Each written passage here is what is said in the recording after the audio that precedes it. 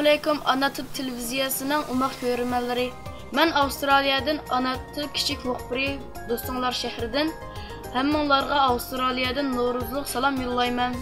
Bu yil bahorning kirishi bilan teng butun dunyodagi Uyg'ur o'smirlari ham ota-ona, ustozlar bir yerga jam bo'lib, har xil Navro'z faoliyatlarini olib berib, Uyg'ur xalqimizning atimiras bu esil an'anasini dunyo jamiyatiga Uyg'ur millatining tabiat suyar, emgak suyar bir esil xislatlarini namoyon qildi.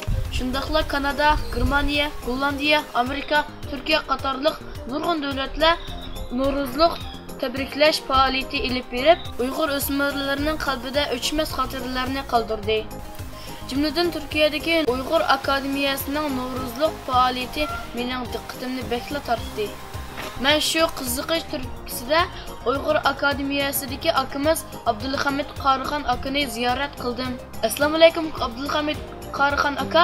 Va alaykum assalom, suyimlik o'smir muxbir afandim. Meni ziyorat qilganingiz uchun ko'p rahmat.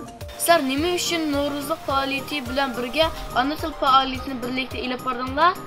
Uyg'ur ana tili bilan Navro'zni birlikda o'tkazishimizning sababi bo'lsa, xirist duch kelgan ana tilimizni qutqizib olish va yo'q bo'lish oldida turayotgan Uyg'ur madaniyatimizni saqlab qolishni asos qilib bu faoliyatni o'tkazdik.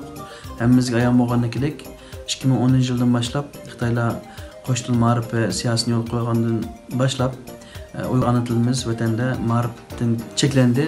Ammo shu munosabat bilan Uyg'ur tilining ishlatilish doirasi intayin tar doiraga berib qoldi.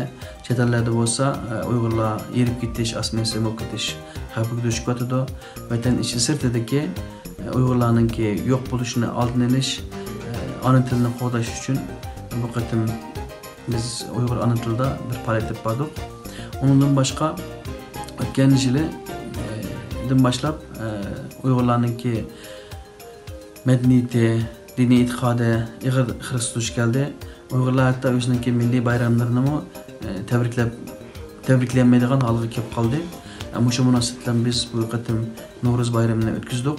2010-yildan boshlab Uyg'ur akademiyasi ana til va Navro'z haqida faoliyatlar qilib keldi. Rahmat Abdulhamid Qarixon aka, Ana Til televiziyasi nomidan sizlarga rahmat aytamiz. Hamda Uyg'ur o'smirlariga shunga o'xshash faoliyatlarni davomli o'rinlashtirib berishinglarni umid qilamiz. Hurmatli ko'ruvchilar, diqqatinglarni berganinglarga rahmat. Ana Til televiziyasining Avstraliyadagi kichik muxbiri Shahriddin Muhammad.